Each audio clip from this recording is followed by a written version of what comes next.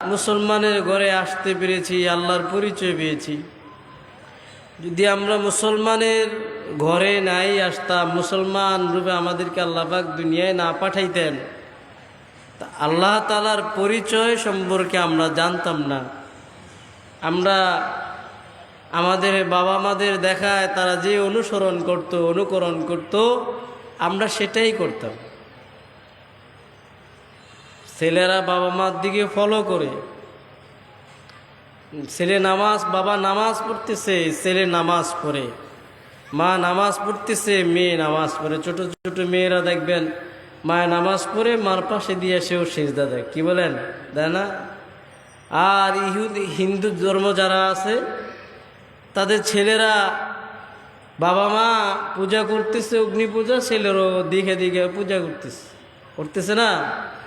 আল্লাহ তাআলা শুকুর যে রব আমাদেরকে মুসলমান বানিয়ে পৃথিবীতে পাঠাইছেন এবং রবের পরিচয় দিয়েছেন। আলহামদুলিল্লাহ বলেন, আলহামদুলিল্লাহ।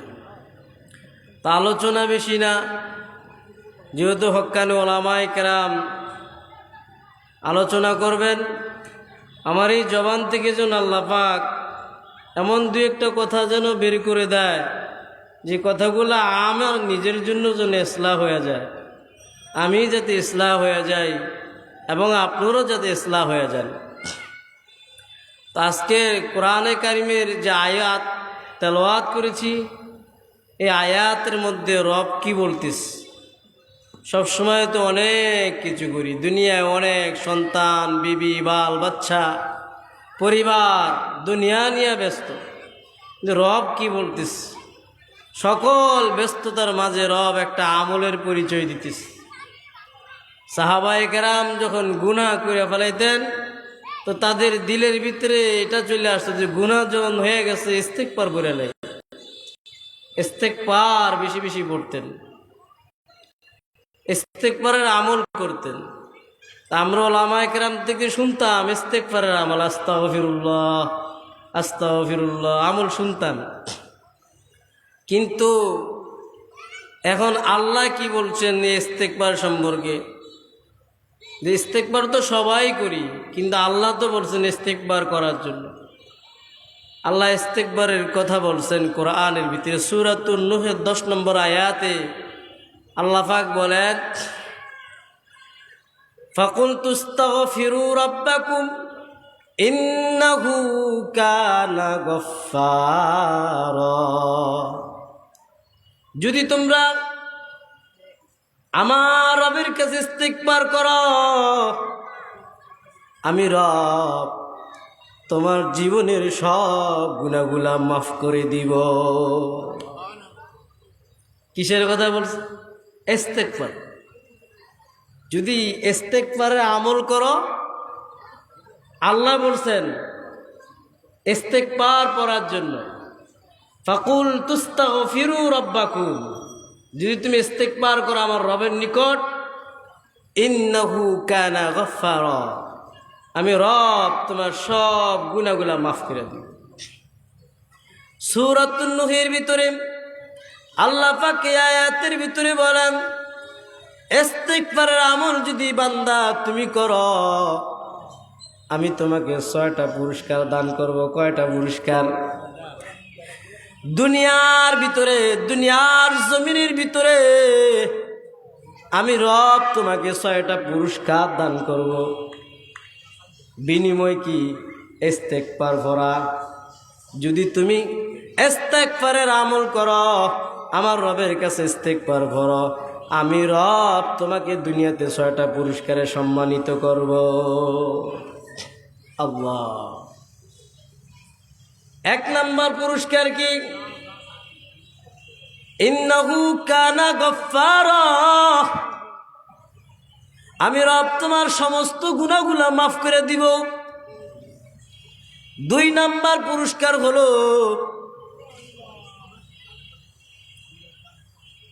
ওয়ায়ুরসিলুস সামাআ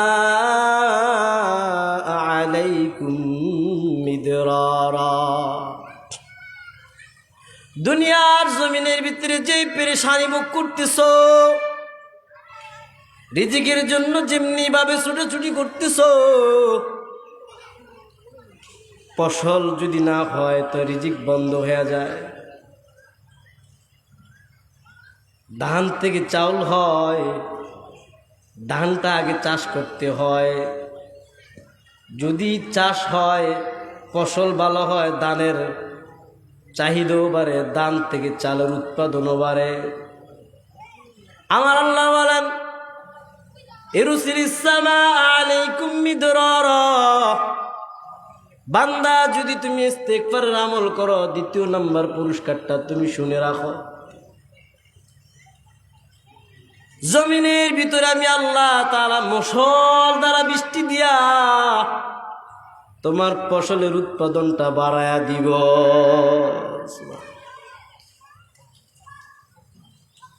ফসল চাষ করি না আমরা? আল্লাহ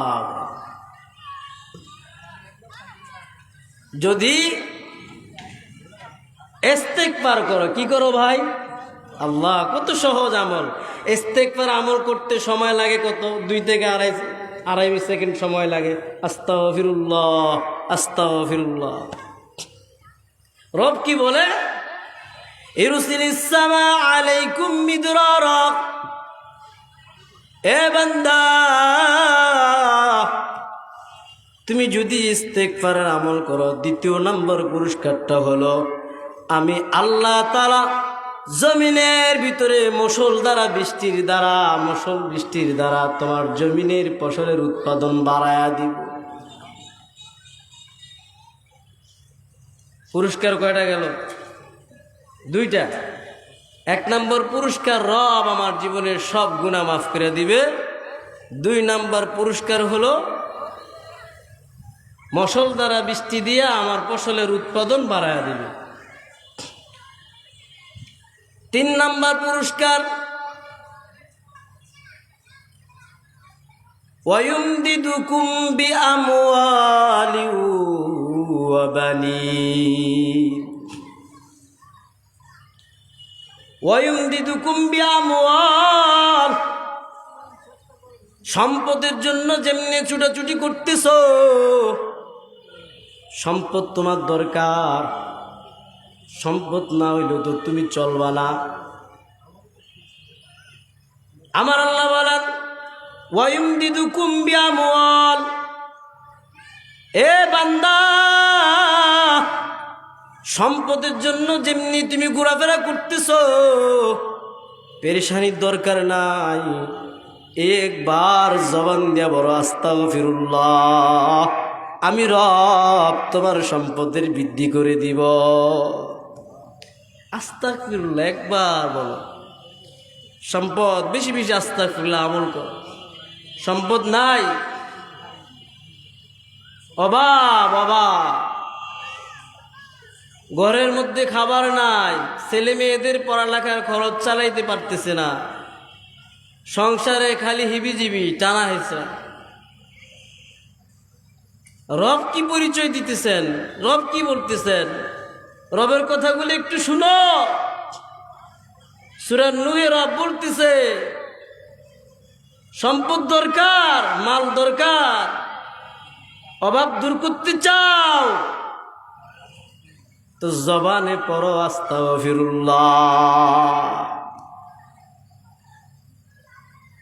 আমি রব তোমার সম্পদের ভিতরে বরকত দিয়ে দিব, সম্পদ বৃদ্ধি করে দিব। ওয়ায়ুমদিদুকুম বিআমওয়ালি ওয়া বানিন। এরপরে বলে রব 3 নম্বর পুরস্কার। 4 নম্বর, অবানিন, সন্তান নাই। 10 বছর বিবাহ হয়েছে, সন্তান হয় নাই তো ডাক্তারের চেম্বারে সিরিয়াল লেগে গেছে। কি বলেন? সন্তানের জন্য ডাক্তারের চেম্বারে। আবার দেখেন কবিরাজের কাছেও সিরিয়াল লেগে গেছে। কবিরাজ আছে না, সে বাচ্চা যা দীর্ঘ 10 বছর বিবাহ হয়েছে, সন্তান হয় না, সন্তানের জন্য কবিরাজের সিরিয়াল খালি নাই। আবার ডাক্তারের চেম্বার খালি নাই, সন্তান লাগবে। তাও আবার এতগুলো মেয়ে সন্তান হইছে, ছেলে সন্তানের কারণে বিচ্ছেদ করে দিছে, বিবিরে তালাক দিয়ে দিছে। ছেলে দে, বিবির ক্ষমতা আছে ছেলে দেওয়া? নাই। ডাক্তারের ক্ষমতা আছে ছেলে দেওয়া? নাই। সন্তান দেওয়ার কবিরাজের ক্ষমতা আছে? নাই। ডাক্তারের ক্ষমতা নাই, কবিরাজের ক্ষমতা নাই, বিবির ক্ষমতা নাই সন্তান দেওয়ার। রব কি বলে? ওয়া বানিন, যদি তুমি ইস্তেগফারের আমল করো আমি তোমাকে সন্তান দান করব। সুবহান। রব বলতেছে ইস্তেগফারের আমল যদি করো আমি রব তোমাকে সন্তান দিব। ডাক্তারের চেম্বারে যাওয়ার দরকার নাই, কবিরাজের কাছে যাওয়ার দরকার নাই, খালি পড়ো আস্তাগফিরুল্লাহ আস্তাগফিরুল্লাহ আস্তাগফিরুল্লাহ। কসম আল্লাহর, ইস্তেগফারের আমল করো তোমাকে আমি সন্তান দিয়েই দিব। সুবহান। ওয়াদা কার? আল্লাহ। আল্লাহ ওয়াদা করছে, নবী বলে ওয়াদা করে নাই, করছে আল্লাহ সরাসরি, আমি তোমাকে সন্তান দিব। অনেকগুলো মেয়ে সন্তান হয়ে গেছে, একটা পুত্রের জন্য, পুত্র সন্তানের জন্য বিবির সাথে ঝগড়া, পরিবারের সাথে ঝগড়া। বান্দারে এত পেরেশান, ডাক্তারের চেম্বারে যাওয়ার দরকার নাই, কবিরাজের কাছে যাওয়ার দরকার নাই। আয় আয় আয় বান্দা, আমার রবের কাছে পড়ো একবার আস্তাগফিরুল্লাহ, আমি তোমাকে সন্তান দিব। মেয়ে সন্তান দরকার, মেয়ে সন্তান দিব। ছেলে সন্তান দরকার, ছেলে সন্তান দিব। যদি তুমি আমল করো ইস্তেগফারের আমল। পুরস্কার কয়টা গেছে? 4টা। 5 নাম্বার পুরস্কার দুনিয়াতে দিবে আল্লাহ। আল্লাহ ওয়াদা, আল্লাহর ওয়াদা, রবের ওয়াদা। ওয়ায়ুমদিদুকুম বিআমওয়ালি ওয়া বানিনা ওয়া ইয়াজআল লাকুম জান্নাতিন ওয়া ইয়াজআল লাকুম আনহারা। রব বলতেছেন ওয়ায়ুমদিদুকুম বিআমওয়ালি ওয়া বানিনা ওয়া ইয়াজআল লাকুম। মুহাদ্দিসিনগণ বলেন দুনিয়াতে তোমাকে জান্নাতের যে নাজ নিয়ামত গুলো আছে, যে শান্তি খুঁজতেছ, ওই শান্তির বাগান, ফল ফুলুট সব কিছু তোমাকে দ্রব দিয়ে দিবে। সুবহানাল্লাহ বলেন। আম গাছে ফল দেয় কে? বলেন না, আম গাছে ফল দেয় কে? আল্লাহ দেয়। এমন দেখছি এবার অনেক আম গাছে আম ধরে না, ভুল ধরে না, তাও ঝড় তো পরে পড়ে গেছে। জ্বর তো আসেই না, রোদের তাপে ঝরে ঝরে পড়ে যেতিস। রব বলে ইস্তেগফার করো, আমি রব তোমার আম গাছে ভরপুর আম দিয়ে দিব।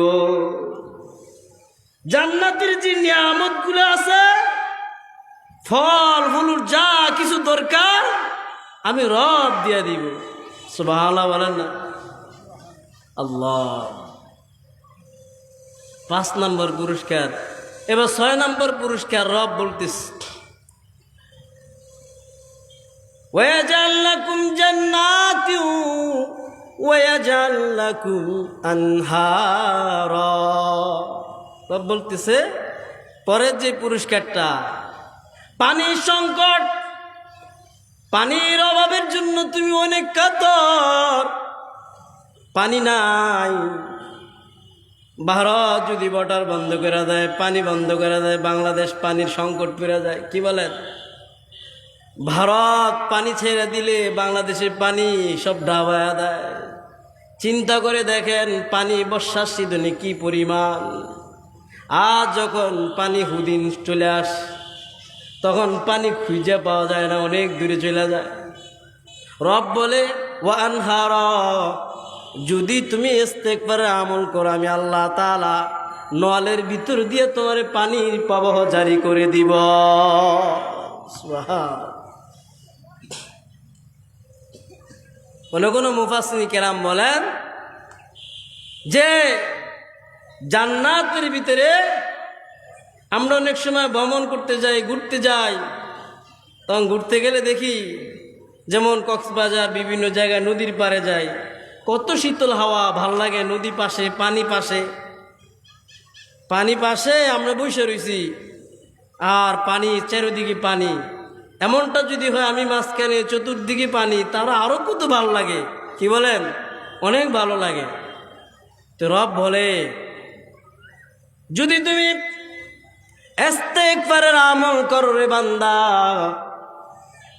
জান্নাতের ভিতরে বৈশা থাকবা, শুয়ে থাকবা, জান্নাতের তোমার দুই পাশে দুইটা নহর থাকবে, একটা নহর হবে পানির নহর, সুবহানাল্লাহ বলেন, আরেকটা নহর থাকবে দুধের নহর, সুবহানাল্লাহ বলেন।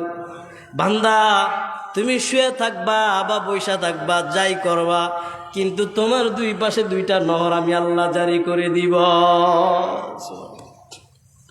আল্লাহু আকবার। ইস্তিগফার সবচেয়ে বড় বুজুর্গ হাসান বসরি রহমতুল্লাহ আলাইহি, তিনি যেই আসতো, রোগী আসতো, প্রেসক্রিপশন দিয়ে দিত, পরে ইস্তেগফার বড়, তোমার অভাব ঘরের ভিতরে, ইস্তেগফার বড়, অভাব দূর হয়ে যাবে। অসুস্থ, এত বছর ডাক্তারের চিকিৎসা, অসুস্থ সারে না, তো প্রেসক্রিপশন লিখে দিত হাসান বসরি রহমতুল্লাহ আলাইহি যে ইস্তেগফারের আমল করো, অসুস্থ ভালো হয়ে যাবে। সন্তান হয় না, ইস্তেগফারের আমল করো, সন্তান দিবে আল্লাহ। সব কিছু হাসান বসরি রহমতুল্লাহ আলাইহি প্রেসক্রিপশন দিয়ে কাজ করতেন। যে আসতো রুগী, যেই আসতো তাকে এই আমল দিয়ে দিত। তার খাদেম বলতেছেন, হযরত আমি আর আপনার সাথে থাকবো না। কেন?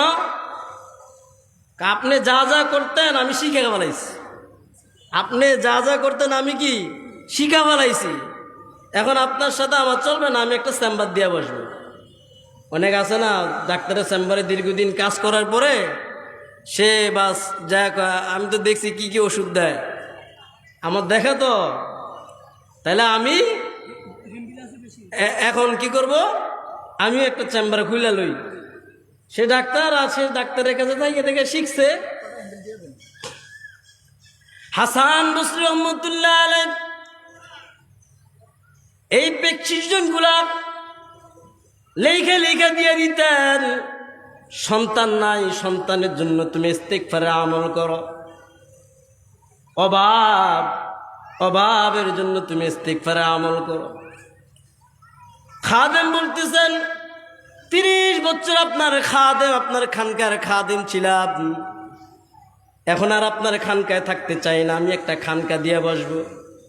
কারণ আপনার 30 বছরের অভিজ্ঞতায় আপনার কেরামতি আমি খাদেম পায়া গেছি, সেটা হলো ইস্তেগফারের আমল। হাসান বসরি রহমতুল্লাহ বলেন, তো এটার মধ্যে কি সীমাবদ্ধ? এটার মধ্যে সীমাবদ্ধ? বলে খাদেম এটা তো আমার কোনো কেরামতি না, এই কেরামতি আমার রব বলছে, আমার রবের কথা, আমার কোনো কথা না, আমার রবের কেরামতি। সুবহান, আমার রব আমাকে বলছে, আমি সেই অনুযায়ী প্রেসক্রিপশন লিখে দিতেছি। আল্লাহ, সবচেয়ে মজার একটা হাদিস, বিশ্বনবী মসজিদে নববী থেকে যখন একটু বের হলেন, এমন সময় দেখে 4 জন লোক কাঁধে কাঁধ দিয়ে, ছোটবেলায় আমরা এক বন্ধু আরেক বন্ধুর কাঁধে কাঁধ দিয়ে হাইটা যাই, 4 জন কাঁধে কাঁধ দিয়ে হাইটা যাইতেছে। তো 4 জন লোক দেখতেছে কাঁধে কাঁধ মিলাইয়া সামনের দিকে আসতেছে। আল্লাহর নবী দূর থেকে তো দেখা যায় না, একটু খুব কাছাকাছি আসছে, এমন সময় দেখে জিব্রাইল ফেরেশতা। সুবহানাল্লাহ। বিশ্বনবী দূর থেকে তাকায় দেখে জিব্রাইল ফেরেশতা, তার সাথে আরেকজন, তাকে চেনা যায় না, দেখা যায় না। আরেকটু কাছে আসার পরে আল্লাহ নবী তাকায়া দেখে হযরত মিকাইল আলাইহিস সালাতু সালাম। বিশ্ব নবী চিন্তিত হয়ে গেলেন, আমার কাছে তো জিব্রাইল আসে একা, কেউ আসে না, কিন্তু আজকে দিন দেখলাম সাথে মিকাইল আলাইহিস সালাতু সালাম। আবার যখন সামনে একটু অগ্রসর হয়, সামনে আসতেছে, আবার তাকায়া দেখে হযরত ইসরাফিল আলাইহিস সালাতু সালাম। আল্লাহ নবী আরো চিন্তিত হয়ে গেলেন। নবীজি বলেন, আমি আরো পেরেশানি হয়ে গেলাম, কারণ ইসরাফিল তো সিংহায় ফুক নিয়ে বসে থাকে, তার কাজ হলো সিংহায় মুখ দেওয়া, ফুক দেওয়া। কিন্তু ইসরাফিল আসার কারণ কি? তার মানে কি এখনই কিয়ামত আরম্ভ হয়ে যাবে নাকি? আল্লাহ নবী চিন্তিত। বিশ্ব নবী আমার পিছনের দিকে তাকায় দেখে আজরাইল আলাইহিস সালাতু সালাম 4 জন ফেরেশতার কাঁধে কাঁধ মিলায় নবীজির সামনে হাজির। পয়গম্বরকে সালাম জানাইলেন জিব্রাইল, আসসালামু আলাইকুম আসসালামু আলাইকুম ওয়া রাহমাতুল্লাহি ওয়া বারাকাতুহু। ও নবী গো, আপনার উপর শান্তি বর্ষিত হোক। নবীজির শান্তির সংবাদ পায়া নবীজি একটু পেরেশানি দূর হয়ে গেছে। সালাম বার্তা দেয় কি? সালাম বার্তা মানে হলো শান্তি তোমার উপর। কি বলেন? যদি শান্তির সালাম দেয় তাহলে আমার উপর যেহেতু শান্তি বর্ষিত হবে, কিয়ামতের কোনো লক্ষণ নাই। নবীজির পেরেশান একটু দূর হয়ে গেল। আল্লাহর নবী এবার জিব্রাইলকে বলে, ও জিব্রাইল, কি সংবাদ নিয়ে আসছো? জিব্রাইল আলাইহিস সালাতু সালাম বলেন, নবী গো, একটু বসার একটু সময় দেন, দাঁড়ায় কথা বলার সময় নাই, বৈশা আপনার সাথে একটু কথা বলতে চাই। আল্লাহর নবী 4 জন ফেরেশতা নবীকে চতুর্দিকে বেষ্টন করে রাখছে। এবার বৈশা কথা বলা হচ্ছে। আল্লাহ নবী প্রশ্ন করেন, ভাই জিব্রাইল, কি সংবাদ নিয়ে আসছো? একটু বলো, তুমি কি কারণে আসছো? জিব্রাইল আলাইহিস সালাতু সালাম বলেন, ওগো নবীজি, আমি আপনাকে একটা সংবাদ দিতে চাই, ওই সংবাদটা আপনার উম্মতের জন্য প্রযোজ্য। নবী গো, আপনার উম্মতকে একটা সংবাদ দিতে আইতেছি, খুশি সংবাদ। আপনার উম্মত যদি ইস্তিগফারের আমল করে, আজরাইলের হাতে আপনার উম্মতের জান কবজ হবে। নবী,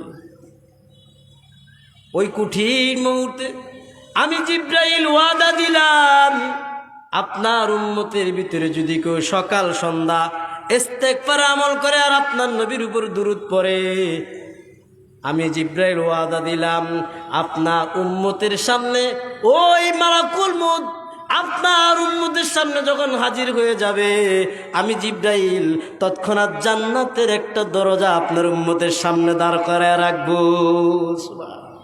ধরে রাখবো। আপনার উম্মত তাকায়া থাকবে, দেখা দিয়ে মৃত্যুবরণ করবে।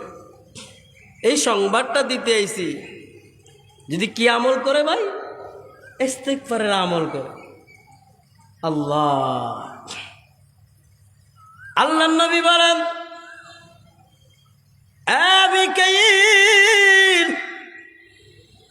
তুমি কি সংবাদ দিবা? তোমার সংবাদটা একটু বলে দাও আমাকে। মিকাইল আলাইহিস সালাতু সালাম বলেন, ওগো নবীজি, আমারও একটা সংবাদ আছে আপনার উম্মতের জন্য।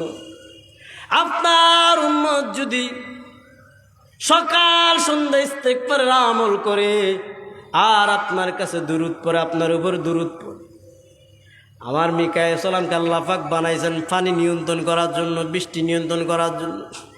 নবী গো, কিয়ামত যখন কায়েম হয়ে যাবে, আপনার উম্মত তৃষ্ণায় কাতর হয়ে যাবে, ময়দানে ছুটাছুটি করবে। ওই কঠিন মুহূর্তে আমি আপনার উম্মতকে যাচাই করে, আপনার উম্মতকে খুঁজে খুঁজে বের করে হাউজু কাউসারের পানি আপনার উম্মতের হাতে দিয়ে আপনাকে দিয়ে পান করাইব। ইস্তিগফারের আমল যদি করে আল্লাহ আল্লাহর নবী এবার ইসরাফিল আলাইহিস সালাতু ওয়াস সালাম কি বললেন, এই ইসরাফিল তুমি কি সংবাদ আমার উম্মতের জন্য নিয়ে আসছো, তোমার সংবাদটা একটু বলে দাও। ইসরাফিল আলাইহিস সালাতু ওয়াস সালাম বলেন, ওগো নবীজি আমি একটা সুসংবাদ নিয়ে আসছি আপনার উম্মতের জন্য। আপনার উম্মত যদি ইস্তিগফারের আমল করে আর আপনার উপর দুরূদ পড়ে, এই দুইটা কাজ যদি করে, আমার ইসরাফিলের যেই পাওয়ার সিংহা নিয়ে বৈশা থাকে আর ফুক দিই, একটা ফুকে আসমান জমিনগুলা থর থর করে ভেঙে তছনছ হয়ে তুলার মতো উঠতে থাকবে। ইদা রুজ্জাতিল আরদু রাজ্জা অবসাতিল জিবালু বাসা, পাহাড়গুলো আমার বুকে উঠতে থাকবে উঠতে থাকবে। কিয়ামত কায়েম হয়ে যাবে, জমিনের মানুষগুলো দৌড়াদৌড়ি করতে থাকবে, গর্ভবতী মহিলাদের এই আওয়াজে ফুকের আওয়াজে গর্ভ হয়ে যাবে, বাচ্চা প্রসব করবে। পেরেশান মানুষ ছুটাছুটি পাগলের মতো ঘুরতে থাকবে।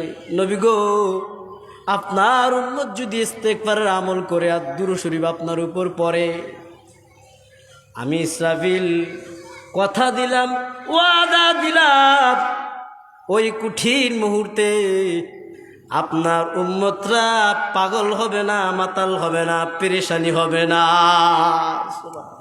আল্লাহ আল্লাহর নবী আজরাইল সালাতু ওয়াস সালামকে জিজ্ঞেস করেন, হে আজরাইল কি সংবাদ নিয়ে আসছো, তোমার সংবাদটা একটু বলে দাও। তোমার সংবাদটা শোনার জন্য আমি গভীর আগ্রহ আছি। আজরাইল আরেকটু মজার বিষয়, একটু সামনে পিছনের দিকে যাই। আজরাইল সালাতু ওয়াস সালামকে যখন আল্লাহ মানুষ জান কবজের দায়িত্ব দিলেন, ভয় পাইতেছে। আজরাইল খুব ভয় পাইতেছে, মানুষ জান কবজ করবো, আল্লাহ মাখলুকে জানি, এরা তো আমার বৈক্য রাখবে না, আমার গালমন্দ করতে থাকবে। আমি যদি জান কবজ করি, আমার ওই যে আজরাইলের বাচ্চা জান কবজ করে গেছে, আমারে বকবে মাখলুক। আল্লাহ বলেন, আজরাইল তোমার পেরেশানির কোনো কারণ নাই, সব দোষ আমি আসবাবের উপর দিয়ে দিব, আসবাবের উপর দিয়ে দিব। এখন জ্বর হয়েছে, কয় লোকটা জ্বরে মারা গেছে, আজরাইলে মারা গেছে, কয় আজরাইলে মারা ফেলাইছে, এটা কয় স্ট্রোক করে মারা গেছে। কি করে মারা গেছে? স্ট্রোক একটা আসবাব। জ্বর আসছে, কয় আসবাব, কয় সিনজি অ্যাক্সিডেন্টে মারা গেছে, কয় নাই পানিতে ডুবে মারা গেছে, কয় না আজরাইলে পানি ডুবে মারা গেছে। এটা বলে আজরাইলের দোষ থেকে মুক্তি হয়েছে নি? আল্লাহু আকবার, আজরাইলের দোষ থেকে মুক্তি করে দিচ্ছে। বিশ্বনবী বলেন, হে আজরাইল বলো তো কি সংবাদ আমার উম্মতের জন্য নিয়ে আসছো? আজরাইল ডেকে বলে, নবী গো আমাকে আল্লাহ পাক জান কবজ করার ক্ষমতা দিয়েছে, আমি আপনার উম্মতের জন্য এই সুসংবাদ দিতে চাই। যদি আপনার উম্মত সকাল এবং সন্ধ্যা ইস্তেগফারের আমল করে, আপনার নবীর উপর দুরূদ পড়ে, আমি আজরাইল ওয়াদা দিয়ে গেলাম গো নবী গো, ওয়াদা দিলাম আপনার উম্মতের মৃত্যুর সময় আমি আজরাইল এভাবে জান কবজ করব। স্বাভাবিক জান কবজ যেমন ভাবে হয়, যেমন বাচ্চাটা মার কোলে দুধ খায়া ঘুমায়া যায়, মা টের পায় না, উদ্দেশ্য পায় না, আমি ওয়াদা দিলাম আপনার উম্মত যদি ইস্তেগফারের আমল করে আর আপনার উপর দুরূদ পড়ে, আপনার উম্মতের জান আমি আজরাইল এমন ভাবে কবজ করব, আপনার উম্মত উদ্দেশ্য পাবে না, টেরও পাবে না। ব্যথা পাবে। স্বাভাবিক মৃত্যু যেটা, যে জীবন্ত একটা খাসির থেকে বকরির থেকে যদি আপনি চামড়াগুলো টাইনা ছিঁড়ে ফেলান, ওই কষ্ট যেরকম যন্ত্রণা ভোগ করবে, এটা হলো স্বাভাবিক সাধারণ একটা মৃত্যু, এরকম কষ্টটা অনুভব হবে। যদি মারাত্মক হয়, যদি বেনামাজির জান কবজ করা হয়, তখন কি হবে? আজরাইলে আল্লাহ তাআলা প্রশ্ন করেন, আজরাইল, এই যে এত মানুষের জান কবজ করো, তোমার মানুষের জান কবজ করতে যায় কোনো মায়া লাগেনি? মায়া? আল্লাহ, আজরাইল বলে মায়া লাগে, দুইজনের লাই মায়া লাগছে, দুইজন মানুষের জান কবজ করতে যায় আমার মায়া লাগছে। লম্বা ঘটনা। যদি আবার কোনো সময় সুযোগ হয়, যেহেতু সময় খুব কাছাকাছি, বলবো। তো সাদ্দাত এরকম বড় জান্নাত বানাইছে, দুনিয়া তার আল্লাহর জান্নাত যেতে চায় না। এই সাদ্দাতের জান কবজ দুইবার করতে যায় আজরাইলের মায়া লাগছে। একবার সাদ্দাতের জান কবজ করতে গেছে নদীতে, সমুদ্রে, ওই জায়গায় মায়া লাগছে। আরেকবার জান কবজ করতে গেছে যখন বালাখানা বানাইছে, বালাখানার ভিতরে প্রবেশ করবে, এমন সময় মায়া লাগছে। আজরাইল সাদ্দাত করুন ভাষায় বলে, আজরাইল ভাই, একটু যদি ঢুকতে দিতে, এত কষ্ট করে বানাইছি, আল্লাহ এরকম ভাবে বলছে, আমার খুব মায়া লেগে গেছে। বিশ্ব নবীর জান যখন কবজ করা হয়, তখন আজরাইল শুধু সিনার ভিতরে হাত লাগাইছে, সিনায় হাত লাগাইছে। আল্লাহ নবী বলেন, এ আজরাইল, তুমি কি করতেছো? বলে, নবী গো, আমি কিছুই করি নাই, মাত্র হাতটা লাগাইছি। কই, না না, তুমি বলো কি করতেছো? বলে, না, হাত লাগাইছি। বলে, আজরাইল, মনে হয় না তুমি আমার সিনার ভিতরে হাত লাগাইছো, আমার মনে হয় উহুদ পাহাড়টা যেন আমার শরীরের মধ্যে আইনা রাখছো, উহুদ পাহাড়টা আমার শরীরের ভিতরে রাখছো। আমার কাছে এমনটা মনে হয়। আজরাইলের স্বাভাবিক যে মৃত্যুটা হবে, জান কবজটা করা হবে। আজরাইল ওয়াদা দিল, নবী গো, স্বাভাবিক মৃত্যু আপনার উম্মতের করব যদি ইস্তেগফারে আমল করে। কিভাবে?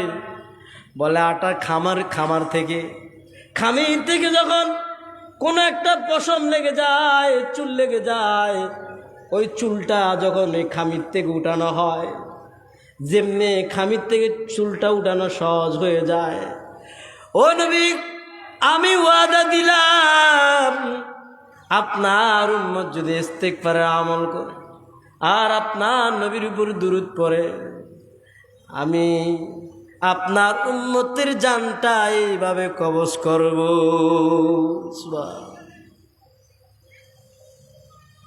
সাদ্দাত এরকম জান্নাত যাইতে চাইছে, তার জান্নাতে সে ঢুকতে পারে নাই। তার সাদ্দাতের জান্নাত আর আল্লাহর জান্নাত। আল্লাহ, সাদ্দাত জান্নাত বানাইছে, আবার হুদ আলাইহিস সালাম বলে, আমি জান্নাত যাব না, আল্লাহর জান্নাত। আল্লাহর জান্নাতে তো হুর গেলমান আছে, তুমি কি হুর গেলমান পাবে? আমিও হুর গেলমানের ব্যবস্থা করব, আমিও হুর গেলমানের ব্যবস্থা করব। হুরে গেলমান জিতনে নিয়ামত হায় তু, হুরে গেলমান जितने नियामत है तू, बेहतरा सब नियामते दीदारे तू, बेहतरा सब नियामते दीदारे तू। যে দুনিয়ার যে হুরে গেলমান আছে, আল্লাহর হুরের গেলমানের সাক্ষাৎটাও এমন হবে যে সবচেয়ে বড় সাক্ষাৎ আল্লাহ তাআলার দিদার। আল্লাহ তাআলা ভাইও মেহেরে দোস্ত বুজুর্গ, এই মজমাটা দামি মজমা, যারা আসছে ধন্য। আমরা তো মনে করি মজমাটা আমরা কয়েকজন, অল্প গুটি কয়েকজন মানুষ না। আলাইকুম বিমাজালিসাতিল উলামা ওয়া ইস্তিমাই কালামিল হুকামা। নবীজির হাদিস, যে দুনিয়াতে যদি বেহেশতের বাগান দেখো তো কোরআনের বাগান, কোরআনের আলোচনা যেখানে হয়, এখানে তো শুধু আমরা কয়েকজন না, পুরা মাঠটাকে ফেরেশতারা বেষ্টন করে রাখছে। সুবহানাল্লাহ। আসমান থেকে নাজিল হইতেছে কাতারে কাতারে। আল্লাহ বলে, কোথায় থেকে আসছো তোমরা? বলে, আল্লাহ ওই যে বহরিয়া উচ্চ বিদ্যালয় যুব সমাজের উদ্যোগে যে আজকের আলোচনা হচ্ছে কোরআন হাদিসের, ওই জায়গার থেকে আসছে। তাহলে কারা কি চায়? আপনার আলোচনা করতেছে, বরত্বর প্রশংসা করতেছে, জাহান্নাম থেকে মুক্তি চায়, জান্নাত চায়। তা আপনি যে ওয়াদা করছেন যে সে আমল করে আপনি তারা মাফ করে দিন, ফেরেশতারা ওই মজলিসে যারা বসা আছে, আল্লাহ আমি আল্লাহ সবার গুনাহগুলা মাফ করে দিলাম। দামি মজলিস, দামি মজলিস ভাই। এজন্য ধারাবাহিকভাবে আমাদের আলোচকরা আলোচনা করবে, আমরা খুব মনোযোগ দিয়ে আলোচনা শুনব। কেউ আখিরি মুনাজাত পর্যন্ত থাকার চেষ্টা করব, থাকবো তো ইনশাল্লাহ। আর আজকের এই মাঠ থেকে ওয়াদা করতে পারি, অন্তত এই একটা আমল আমরা করি, আস্তাগফিরুল্লাহ। পারুম না ভাই? কষ্ট হবে? এই আমলটা করতে কি অনেক টাকা লাগবে? সংসার সন্তান ত্যাগ স্বীকার করা লাগবে? বিবিকে বিচ্ছেদ করা লাগবে? না। সংসারে কলহ, নবীজির হাদিস, যদি কে আমল করে আল্লাহ তাআলা তার ঘরের অভাব দূর করে দেয়। সুবহানাল্লাহ বলেন।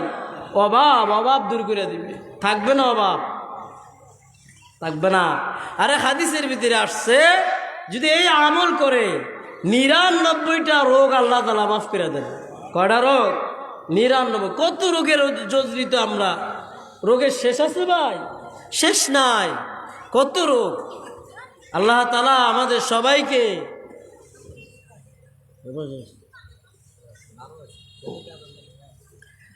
তো আমরা আজকে যুব সমাজ যে উদ্যোগে যে সুন্দর একটা ইন্তজাম করছে, খুশি না বেজা? আল্লাহ খুশি। এখানে যদি কনসার্ট করতো যুবকরা, মানুষের অভাব হইতো নি, ছেলের যুবকদের অভাব হইতো না। টাকা দেওয়া হবে 2000 করে, আয় আয় সবাই দেখবেন হাজির। কিন্তু দামি কথা আল্লাহ বের করে দিচ্ছেন, দামি কথা। ডাক্তারের চিকিৎসা বন্ধ, অভাব ঘরে দূর করার জন্য প্রেসক্রিপশন নিয়ে গেলাম এখান থেকে।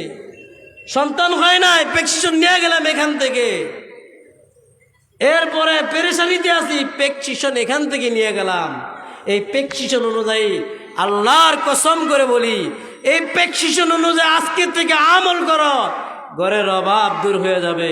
সন্তান হবে না, সন্তান আল্লাহ দিবে, সব ব্যবস্থা তিনিই করে দিবে। সুবহানাল্লাহ। আমল করবো তো ইনশাল্লাহ। আজকের থেকে ওয়াদা করা চাই যে অন্তত সকাল আমার নবী দৈনিক 100 বার ইস্তেগফারে আমল করতেন।